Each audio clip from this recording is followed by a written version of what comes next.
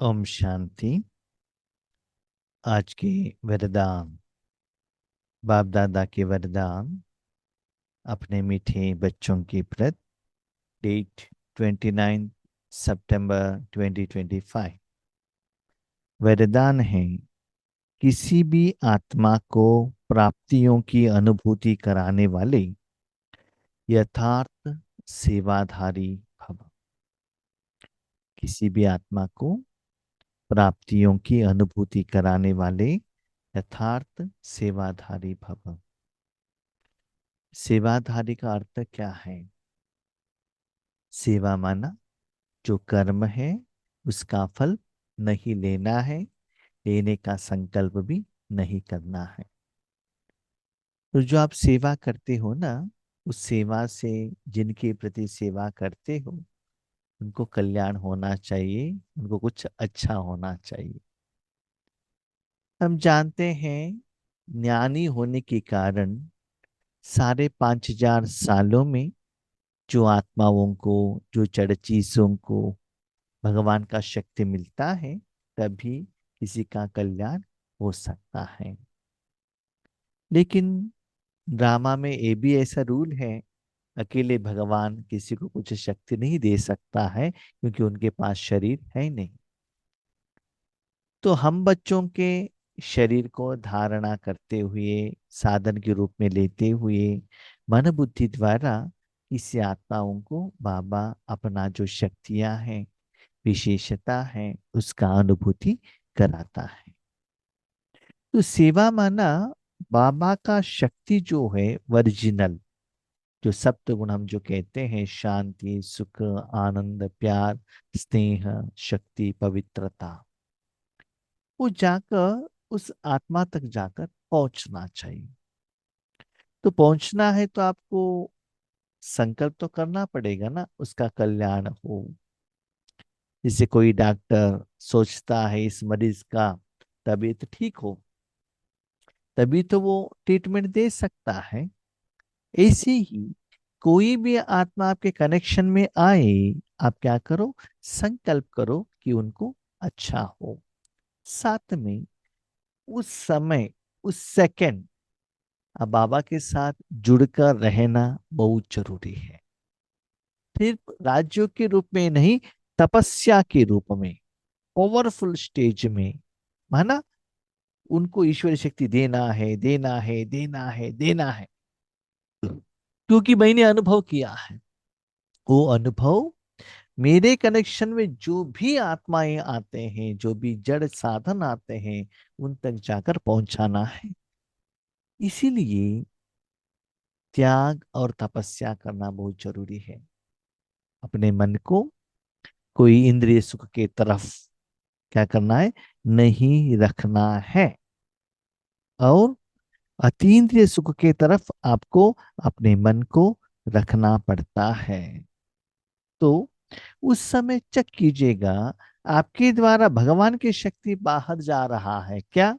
साथ में उन आत्माओं तक जाकर पहुंचकर उस शक्तियों का अनुभूति उनको होना चाहिए। भले बाबा के साथ आप जुड़े हो, लेकिन पर्पस क्या है?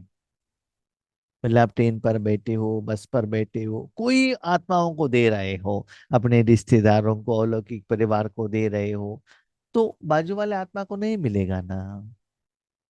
तो आपके द्वारा जहां भी है, आपका बॉडी द्वारा, मन बुद्धि द्वारा शक्ति बाहर जाना चाहिए। भले उस आत्मा को जाकर पहुंच जाए, साथ में इन लोगों को भी पहुंचना चाहिए।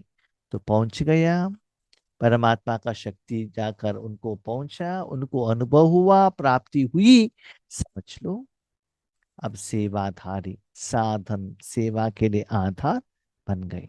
तो आत्मा कितना भी घड़ी संस्कार वाला हो, कुछ भी हो, लेकिन उस आत्माओं को प्राप्तियों का एहसास होना चाहिए।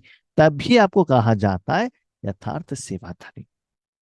यथार्थ सेवा भाव अर्थात सदा हर आत्मा के प्रति शुभ भावना, श्रेष्ठ कामना का भाव रखना।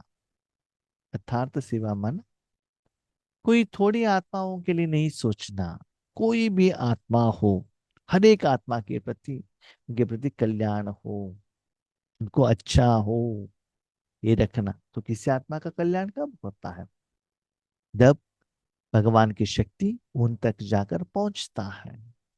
आत्मा का मेडिसिन परमात्मा द्वारा आप जाकर पहुंचाने का काम करना पड़ता है। सेवा भाव अर्थात हर आत्मा को भावना प्रमाण फल देना। देखिए, इस आत्मा को क्या चाहिए हम थोड़े ही जानते हैं। हर एक आत्मा वैरायटी इच्छा रखती है भगवान से। कोई शांति पूछता है, किसी को सिर दर्द कम होना चाहिए, किसी को साक्षात्कार चाहिए, किसी को फाइनेंशियल प्रॉब्लम सॉल्व होना चाहिए, किसी को कोर्ट केस ठीक होना चाहिए, किसी का बच्चों को यूएस भेजना है। तो भगवान के सामने वैरायटी इच्छाएं वो रखते हैं। वो जो इच्छा रखते हैं ना, वो कंप्लीट होगा तभी वो भगवान को मान सकते हैं। जो फाइनेंशियल एक्सपेक्टेशन करते हैं उनको शांति देंगे तो एक्सेप्ट नहीं करते हैं।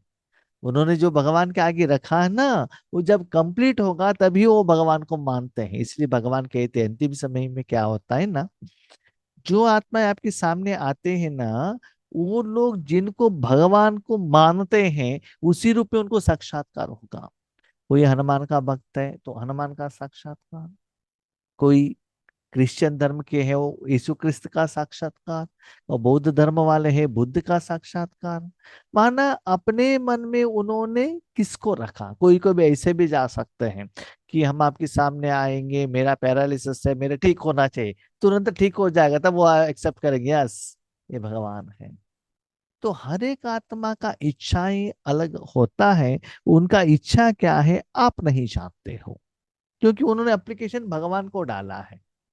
तो वो इच्छा कंप्लीट करने के लिए आपका तन और मन एक साधन बन जाता है। तो उनकी इच्छा के अनुसार उनको फल देना वो भगवान करता है, सिर्फ आप साधन बनो।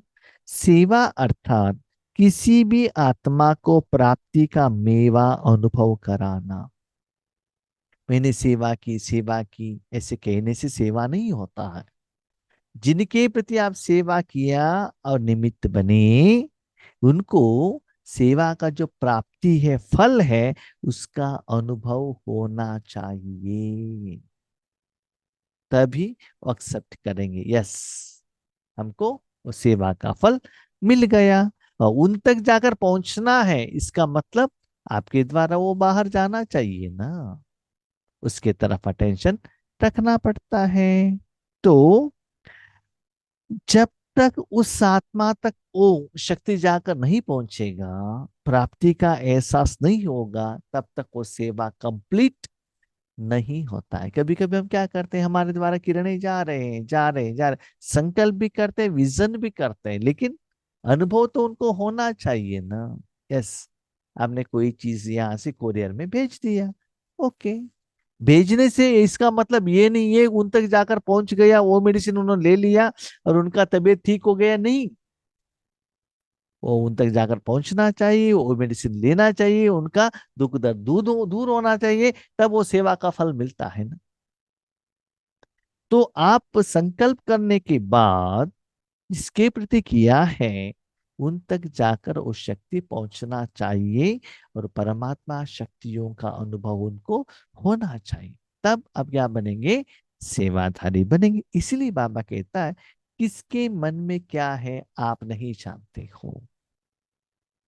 ओके, किसी आत्मा ने आपके प्रति कुछ रिक्वेस्ट लेटर डाला, तो आप बाबा को कहो, बाबा ये आत्मा ऐसे कह रही है, उनको जो चाहिए आप दे दो।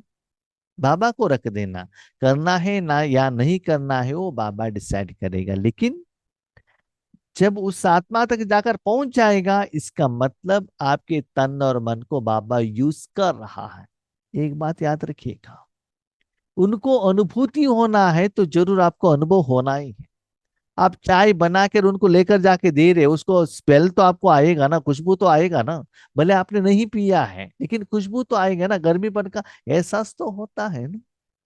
इसलिए बाबा कहता है आपको भी अनुभव होना चाहिए, उनको भी अनुभूति होना चाहिए। तो ऐसी में तपस्या साथ साथ है। जहां यथार्थ सेवा भाव है, वहां तपस्या का भाव अलग नहीं। तपस्या क्या है? हर आत्मा को अनुभव कराना है, कराना है। हम जहां भी जाते हैं, बाबा जहां भी बेचता है, कोई भी पर्पस के लिए बेचता है, एक ही अटेंशन रहना चाहिए, सभी को भगवान की शक्तियों का एहसास होना चाहिए, मुझे सेवाधारी बनना चाहिए, मुझे निमित्त बनना चाहिए। ये तपस्या माना देना है, देना है, देना है। कल भी बाबा ने कहा था ना, विधाता देने का भाव रखो। क्या देना है? ईश्वरीय शक्तियों को देना है। देने का काम बाबा करता है। तो वो तपस्या का भाव, कल्याण का भाव आपका रहना चाहिए। जिस सेवा में त्याग तपस्या नहीं, वह है नामधारी सेवा। कोई कोई सेवा करते हैं लेकिन बाबा के साथ जुड़ते नहीं हैं, मैं और मेरापन आ जाता है। यस, इतना साल हो गया, हम बहुत अच्छा ध्यान सुनाते हैं, हमारे पास धन है, धन खर्चा करेंगे, वहां मैंपन आ गया ना, समझ लो उस सेवा के अकाउंट में नहीं आएगा। भले आप लौकिक काम कर रहे हो, भले कपड़ा कलर कपड़े पहने हो, भले कहाँ भी हो, लेकिन अंदर से सेवा का भाव है, तो आपको बाबा के साथ जुड़ना ही पड़ेगा उस सेकंड। ऐसा नहीं कि उस सेकंड जुड़ो उसके बाद डिटैच हो जाओ, ऐसा नहीं।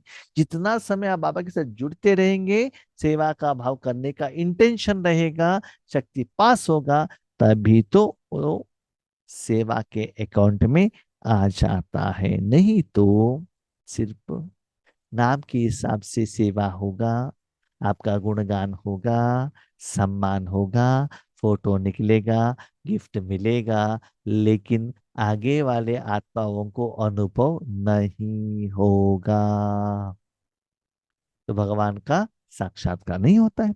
इसलिए त्याग तपस्या और सेवा के कंबाइंड रूप द्वारा सच्चे यथार्थ सेवाधारी बनो। तो क्या करना है?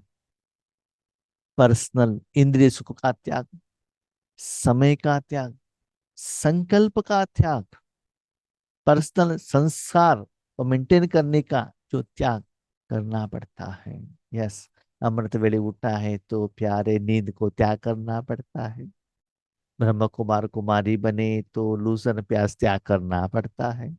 नॉनवेज त्याग करना पड़ता है। सीरियल देखना त्याग करना पड़ता है। हाँ, गहने पहना त्याग करना पड़ता है। बहुत कुछ करना पड़ता है ना। हाँ? तो त्याग किसके लिए? सेवा के लिए। एक त्याग करो, दूसरा बाबा के साथ जुड़े रहो तपस्या के रूप में। और सेवा, सिर्फ सेवा है, उसमें त्याग और तपस्या नहीं है, तो उसको सच्चे यथार्थ सेवादारी नहीं कहा जाएगा। क्या नहीं है? सिर्फ सेवा है, उसमें त्याग भी नहीं है। त्याग माना नाम मान से, अभी समझ लिया आपने कुछ कर्म किया, उसके फल को एक्सपेक्टेशन रखा। यस, मैंने सेवा की, मेरा गुणगान होना चाहिए, मुझे सम्मान होना चाहिए, मुझे गिफ्ट मिलना चाहिए, तो यहाँ का ये कहाँ का त्याग हो गया? जो कर्म का फल होता है ना, वो कर्म का फल भी त्याग करना चाहिए। तो पहला त्याग, दूसरा बाबा के साथ जुड़ना, और तीसरा सेवा मनोभाव और कल्याण का भाव, तभी उसको यथार्थ सेवाधारी कहा जाता है। तो आज का स्लोगन, नम्रता और धैर्यता का गुण धारण करो तो को क्रोधाग्नि भी शांत हो जाएगी। नम्रता, जो भी आत्माएं आपके सामने आते हैं ना, उनको रिस्पेक्ट दो, प्यार दो। यस, ऐसे नहीं कि सिर झुकाने का, ऐसा नहीं है। ओके, बड़े हैं उनको सैल्यूट लगाओ ना, नमस्ते कहो ना, आपका क्या जाता है। नम्रता से व्यवहार करो, और ऐसा नहीं कि सदा नम्रता में रहो, धैर्यता में रहे, कॉन्फिडेंस भी रहे। तो ऐसे गुण धारण करने से जो गुस्सा है ना, वो चला जाता है। नहीं तो क्या होता है, मैं श्रेष्ठ हूँ, मैं जो कहता हूँ वही ठीक है, ये जो मैं और मेरापन आता है, उससे क्या होता है, अभिमान आ जाता है, गुस्सा और भी बढ़ने लगता है। तो गुस्सा आ गया तो उसको ठंडा करना पड़ता है ना। ठंडे करने के लिए क्या डालना है? पेट्रोल डालना है कि केरोसिन डालना है? पानी डालना पड़ता है ना, तभी तो वो क्रोधाग्नि क्या होगा, ठंडा होगा। इसलिए नम्रता, आपके सामने जो भी आए उनको रिस्पेक्ट दो, मुख से, दिल से, मन से दे दो ना। आपको क्या जाता है? इतना बड़ा शक्ति विभूति भगवान विश्व कल्याणकारी, उनके आगे हम कुछ भी है नहीं। इतना गंदगी में अकड़े हुए हैं, फिर भी बाबा हमको कितना ऊपर उठाता है और कितना रिस्पेक्ट देता है ना। तो ऐसे नम्रता का भाव रखो, और यस आई कैन, मैं कर सकता हूं, मैं ही करूंगा, क्योंकि बाबा ने मुझे ही सेलेक्ट किया है, मैं ही कर सकता हूँ। एक कॉन्फिडेंस लेवल आपके आगे रहना चाहिए, तब गुस्सा क्या होगा, कम होगा। ठीक है। अच्छा, हम शांति।